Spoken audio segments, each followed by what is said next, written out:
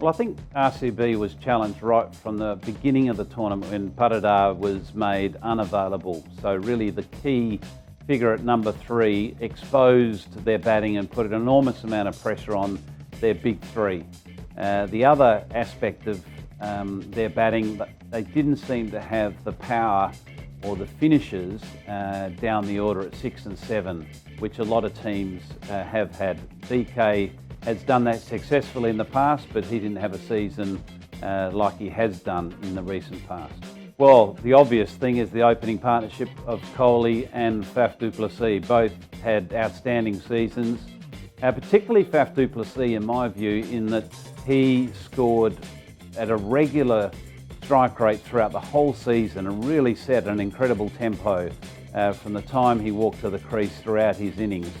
Virat Kohli finished the season in unbelievable style with 2 great hundreds, but I think that's a real positive. I think Glenn Maxwell also, under the circumstances of missing that key number 3 batter, played an important role and batted well. We didn't see much of Maxwell the bowler, but that was probably more to do with the injury that he came into the tournament with.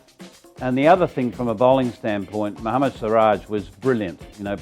Particularly in those power play overs, he just dominated in that, certainly the first 3 quarters of the tournament, where he took at least 1 or 2 wickets in those power play overs. So he had certainly a tournament to remember. Yeah, there's no question the absence of Paradar sort of did put a huge amount of pressure on the big 3 in Kohli, Maxwell and Faf, but they absorbed that pressure and played particularly well. But still, you need more than 3 batters in your top order striking regularly, and it just also seemed to be a lot of moving chairs with regards to who was given opportunities to bat in that 3 position. The one resource I also felt that they didn't use that they should have looked at considering was Hasaranga the batter, and it may have been a way for him to get into the tournament more as an all-rounder.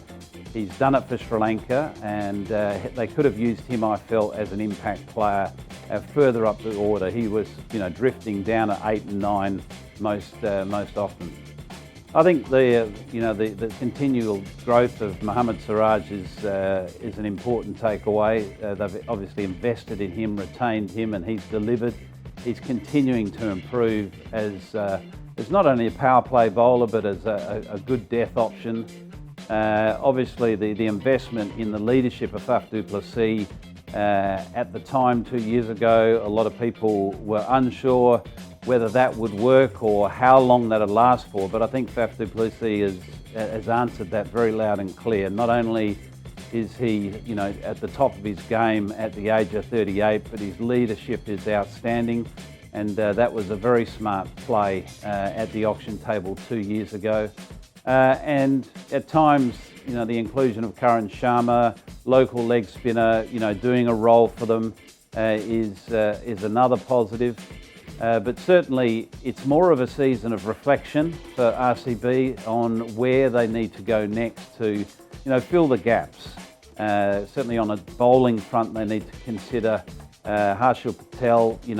What are they going to be doing with him? Is he the bowler they need at the Chinnaswamy Stadium, which is a difficult venue to bowl at, and they certainly need to find some sort of recipe to get a better home record there, because at the moment it's well below par. I think it's probably a fair reflection, to be honest with you. You can't just rely on a handful of individuals to win a tournament. It's teams that win tournaments. You get individuals that'll win games. It's a classic sort of cliche, and I think that's a perfect sort of example of where RCB are at. They had a few individuals that could step up and blow a game away, but they had too many missing parts. I think the injury of Josh Hazlewood certainly affected them, really, in the first half of the tournament, and his unavailability was an issue. It sort of threw the balance of their side. The inconsistency of the form of Hasaranga also was a piece that was missing. So there was a number of sort of gaps in there, both overseas and domestic standpoint, that sort of exposed them overall. Therefore, they probably found themselves where they probably belonged. I think the bowling, because I'd expect that Parado is going to recover and he'll be back and certainly solve that number 3 position and allow the entry point of Glenn Maxwell sort of where it needs to be, sort of, post the 6th over.